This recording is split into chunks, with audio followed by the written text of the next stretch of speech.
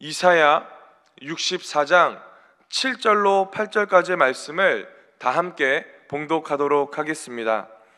주의 이름을 부르는 자가 없으며 스스로 분발하여 주를 붙잡는 자가 없사오니 이는 주께서 우리에게 얼굴을 숨기시며 우리의 죄악으로 말미암아 우리가 소멸되게 하셨음이니이다.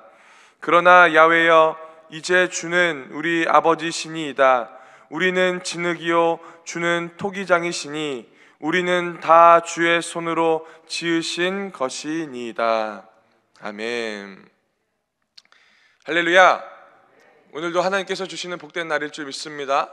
저는 오늘 우리가 함께 읽은 이사야 64장 7절로 8절까지의 말씀을 가지고 우리는 다 주의 손으로, 우리는 다 주의 손으로 라는 제목으로 잠시 은혜를 나누고자 합니다.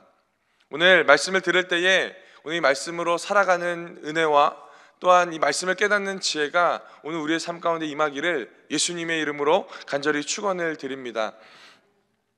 믿음 생활을 하고 또한 믿음을 갖는다라는 것 정말 쉽지 않고 또한 녹록치 않은 일인 것 같습니다. 왜냐하면 내 생각대로 되어지지도 않기도 하고요, 내가 기도하는 것대로 이루어지지 않을 때가 너무나도 많기 때문입니다. 그래서 로마서 10장에 보면 믿음은 들음에서 나고 들음은 그리스도의 말씀으로 말미암는다라고 이 바울 사도는 이야기를 합니다. 믿음이 만약에 눈에 보이는 것으로 결정되어지고 만약에 믿음을 보는 것으로 결정되어진다면 그것은 진정한 믿음이 아닐 수 있습니다. 왜냐하면 하나님께서 하나님의 일을 감당할 때에 우리 삶 가운데 보이지는 않지만 확실하게 일하시는 주님이 우리와 함께 하시기 때문이라는 겁니다.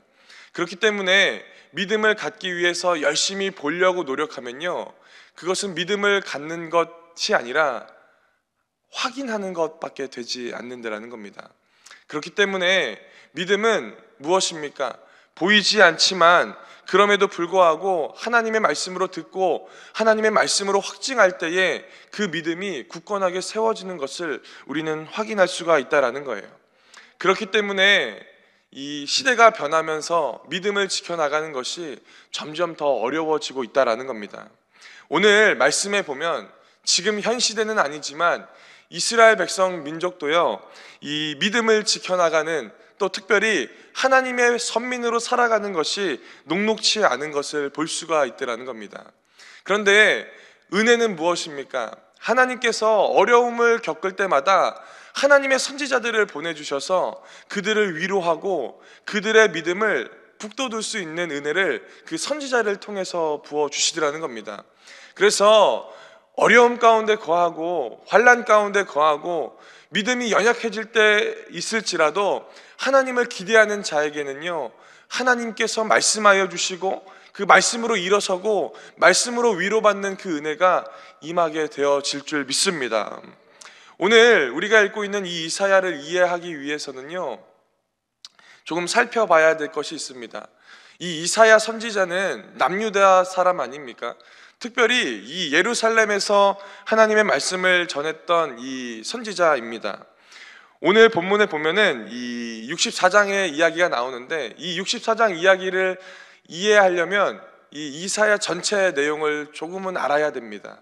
이사야는요, 총 3가지 구분으로 나뉘어져 있는데요, 1장부터 39장까지 이 멸망하기 이전에 예루살렘을 배경으로 하고 말씀을 전해지고요, 또 40장부터 55장까지는요 이제 예루살렘에서 잘 살다가 바벨론이라는 나라로 포로로 끌려가는 유다 백성들에게 하나님이 주시는 메시지가 선포되어지고, 또 오늘 본문이 포함되어져 있는 56장에서부터 66장 끝장까지는요 바로 포로에서 다시 한번 예루살렘으로 귀환할 사람들에게 줄 이 예언의 말씀들이 녹아져 있더라는 겁니다. 자, 그렇다면 우리는 한번 생각해 볼 필요가 있습니다. 오늘 우리가 읽었었던 64장의 내용에는요 과연 어떠한 내용이 들어져 있어야 할까요? 이제 포로에서 예루살렘으로 다시 나라로 귀환하게 되어지는 상황이에요. 그렇다면 이런 말씀이 있어야 되지 않습니까? 고생했다, 수고했다. 나와 함께 하면서 너희가 힘들었을 텐데 이제 너에게 더 은혜가 있을 거야. 더 위로가 있을 거야. 그런 내용들이 있어야 되지 않겠습니까? 맞습니다. 그 내용이 있어요. 위로하고 힘을 북돋아주는 그 내용들이 있더라는 겁니다. 그런데요, 놀라운 것은 이사야 전체 1장부터 66장까지가요 다 위로의 말씀이더라는 거예요. 저는요 오늘 이 말씀을 준비하면서 이 말씀에 큰 도전을 받습니다. 왜냐하면 이스라엘 백성들이 예루살렘에서 하나님과 동행하며 살 때에도 하나님의 말씀은 그들을 향하여 있었고, 그들의 마음이, 그들의 모습이, 그들의 상황이 바벨론에 끌려가는, 나라가 멸망하고 있는 그 시점 가운데서도 하나님은 그들을 주목하고 계셨고, 하나님의 은혜로 다시 한번 예루살렘으로 돌아오는 그 시점 가운데서도 하나님은 그들을 주목하고 계시더라는 겁니다. 할렐루야. 이것이 바로 은혜 아닐까 합니다. 하나님은요 우리의 상황과 상관없이, 우리의 모습과 상관없이 내가 힘들어하고 절망할 때만 나를 바라보는 그런 하나님이 아니라, 내가 주님과 함께 있을 때 나를 바라보시기도 하고, 내가 기쁘고 감사할 때도 나를 주목하고 계시는 것이 바로 하나님의 은혜일 줄 믿습니다. 그래서 이사야 말씀을 쭉 읽다 보면요 위로의 말씀으로 가득 차 있는 거예요. 오늘 저는 말씀을 준비하면서 한 가지 소망하는 것이 있습니다. 그것은 무엇이냐면, 이 믿음을 지켜나가는 것이 녹록하지 않는 우리들의 삶 가운데 하나님께서 우리가 기쁠 때라도, 우리가 고난 가운데 거할 때라도, 나는 왜 안 되냐라고 낙심할 때라도, 또한 하나님의 은혜 가운데 거할 때라도 아무 상관없이 하나님이 나를 주목하고 계시고 나에게 말씀하여 주시고 나의 삶 가운데 동행하신다라는 그 믿음의 확신이 오늘 우리의 삶 가운데 임하기를 예수님의 이름으로 간절히 축원을 드립니다. 여러분, 이것이 바로 믿음 생활 아닐까 합니다. 고난이 있을 때만 주님을 붙드는 신앙도 아니고, 기쁠 때만 주님을 붙드는 신앙이 아니라 언제나 신실하게 내 삶을 주목하고 계시는 그 하나님을 발견하는 그 모습이 있을 때에 오늘 우리의 신앙을 하나님께서 기뻐하시더라는 겁니다. 오늘 말씀에서 보면요 특별히 이 64장의 내용은 63장과 이어서 봐야 합니다. 이 63장 7절부터 64장 끝까지 보면요 이 내용은 어떤 내용이냐면, 이제 포로로 귀환하게 될 이 남유다 사람들에게 보면서, 이 남유다 사람들을 보면서 이사야가 하나님 앞에 기도하는 거예요. 그런데 오늘 이 63장 7절부터 64장 끝장까지 보면요 이사야의 간구와 기도는 딱 두 개로 나뉘어져 있습니다. 그 첫 번째가 바로 이거예요. 하나님, 우리를 힘들게 하는 바벨론, 이방 원수들을 멸하여 주십시오. 그러니까 쉽게 말하면 이거 아닙니까? 하나님, 나에게 문제가 있는데 오늘 그 문제 좀 해결해 주시옵소서 라고 기도하는 거예요. 그 내용이 64장 1절과 2절 가운데 나와 있는데요, 우리 한번 1절과 2절 우리 한번 같이 한 목소리로 합독하도록 하겠습니다. 원하건대 주는 하늘을 가르고 강림하시고 주 앞에서 산들이 진동하기를, 불이 섭을 사르며 불이 물을 끓임 같게 하사 주의 원수들이 주의 이름을 알게 하시며 이방 나라들로 주 앞에서 떨게 하옵소서. 아멘. 무엇이라고 말하는 겁니까? 원하건대 라고 하면서 하나님, 저는 이것을 원합니다 라고 기도하는 거예요. 이렇게 말합니다. 주는 하늘을 가르고 강림하시고 라고 말하는 거예요. 얼마나 고통이 심하고 얼마나 상황이 힘들면 하나님께 이렇게 말하는 겁니다. 하나님, 하늘에서 내 기도 듣지 마시고요, 하늘을 가르고 이 땅에 내려와서 하나님 내 기도를 좀 들어주십시오 라고 이야기하는 겁니다. 그러면서 이어서 또 뭐라고 말하는 겁니까? 주 앞에서 산들이 진동하기를 원합니다 라고 말하는 거예요. 무슨 말입니까? 산들, 이 산이 무슨 산일까요? 불곡산 요 산일까요? 아니요, 이방 민족을 말하는 거예요. 내 삶을 힘들게 하고 내 삶 가운데 고난을 줘서 해결되지 않을 것 같은 이방 민족을 하나님 진동하게 하십시오. 무슨 말입니까? 하나님 앞에서 이방 민족이 벌벌 떨게 하여 주시옵소서, 문제를 좀 해결해 주시옵소서 라고 말하고 있더라는 겁니다. 그러면서 이어서 2절에 뭐라고 말합니까? 이렇게 말하는 거예요. 주의 원수들이 주의 이름을 알게 하시며 이방 나라들로 주 앞에서 떨게 하옵소서 라고 이야기하는 겁니다. 얼마나 고통이 심하면 하나님이 친히 땅에 내려오셔서 내가 힘들어하고 있는 이 문제 좀 해결해 주십시오 라고 말하는 거예요. 오늘 우리가 하는 기도의 모습이 바로 그것 아닙니까? 특별히 우리 삶 가운데 고난이 찾아오고 문제가 찾아올 때, 더 특별히 나를 힘들게 하는 사람이 있을 때에 우리는 하나님 앞에서 원망하듯이 내 삶을 다 토해내면서 기도합니다. 하나님, 이 문제 좀 해결해 주십시오. 하나님, 나를 괴롭히는 사람 나보다 100배는 힘들게 해주십시오 라고 이렇게 말하지 않습니까? 지금 이사야가 그와 같이 기도하고 있더라는 거예요. 은혜로 귀환하게 될 것을 알면서도 그 삶 가운데 해결되지 않는 그 문제 때문에 하나님께 기도하고 있더라는 겁니다. 그런데요, 이 기도가 그냥 1단계로 끝나버리면 안 되더라는 겁니다.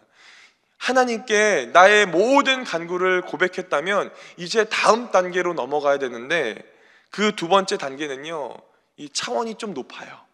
그것은 무엇인 줄 아십니까? 바로 두 번째는요, 하나님을 인정하고 또 나를 인정하는 기도를 해야 한다는 겁니다. 우리는 하나님을 인정하는 것은 잘 압니다. 그런데 기도를 통해서 나를 인정하는 것은 잘 모릅니다.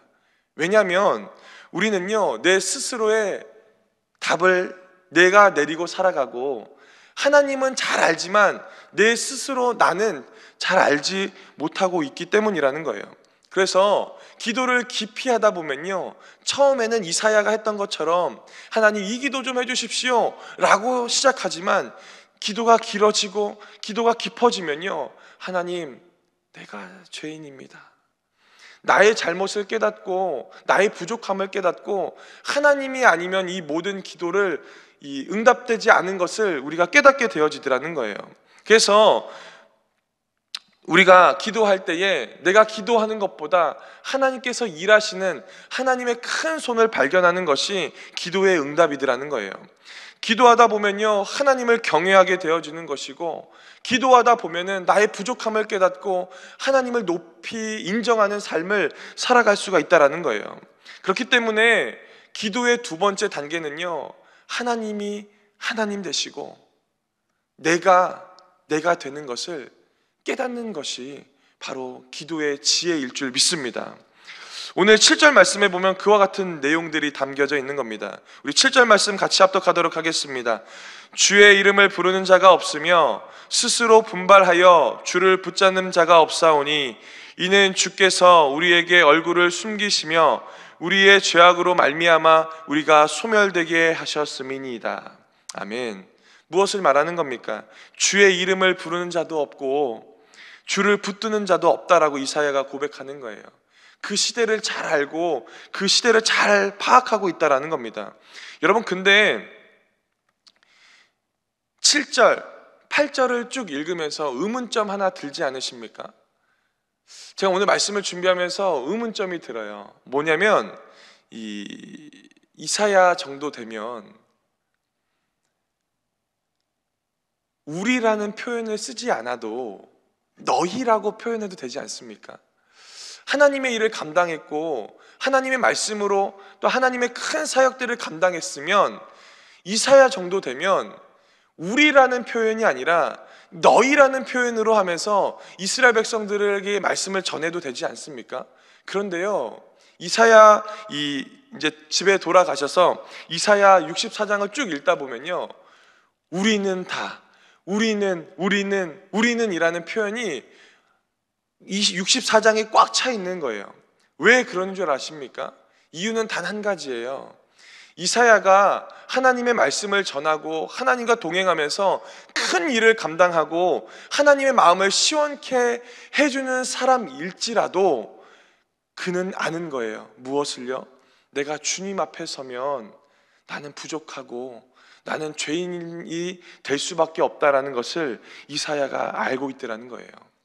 오늘 기도하는 사람이 반드시 마음 가운데 새겨야 되는 것은요, 바로 내가 주님의 그 십자가 앞에 설 때에 나도 죄인임을 깨닫게 되는 것을 오늘 우리는 깨달아야 한다라는 거예요.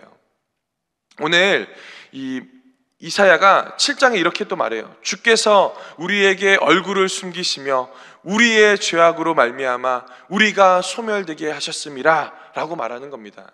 그리고 한 절 넘어가서 8절에 이렇게 엄청난 고백을 하는데요, 저는 오늘 이 고백이 이 자리 가운데서 예배하고 또한 온라인으로 예배하고 있는 성도님들의 삶의 믿음의 고백이 될 줄 믿습니다.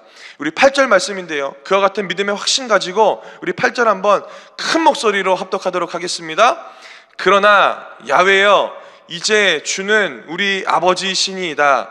우리는 진흙이요 주는 토기장이시니 우리는 다 주의 손으로 지으신 것이니이다. 아멘. 무슨 말입니까? 저는요, 이 성경을 읽을 때 그럼에도 불구하고 이 단어가요, 저는 굉장히 좋습니다. 왜냐하면 반전이 있기 때문입니다. 앞의 내용과 전혀 상관없이 뒤에 이 그럼에도 불구하고 뒤에 말씀에는요, 항상 하나님의 은혜가 있는 거예요. 오늘 이 8절에 보면요, 그러나로 시작합니다. 그러면 우리는 이 그러나의 별표를 치면서 읽어야 돼요. 뒤에 말씀을 붙들어야 되는 겁니다. 야훼여, 이제 주는 우리의 아버지십니다 라고 말하는 겁니다. 이사야가 패역하고 매일마다 죄짓고 살아가는 이스라엘 백성들을 보면서 하나님 앞에 간구하는 거예요. 하나님, 우리가 다 죄인이고 우리가 다 죽어야 되는 상황이지만 그러나 하나님, 주님은 우리의 아버지이시기 때문에 용서하여 주시옵소서 라고 기도하고 있더라는 겁니다. 신앙은요, 바로 이것을 붙드는 것 아닙니까?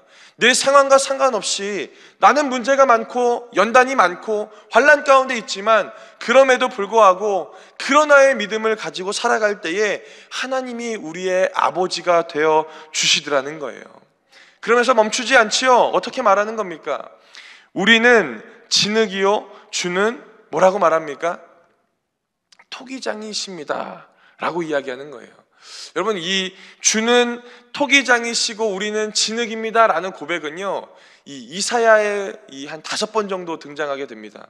왜 이사야가 이렇게 반복적으로 주는 토기장이시고 우리는 진흙입니다 라고 고백하는 줄 아십니까? 이사야는 아는 거예요.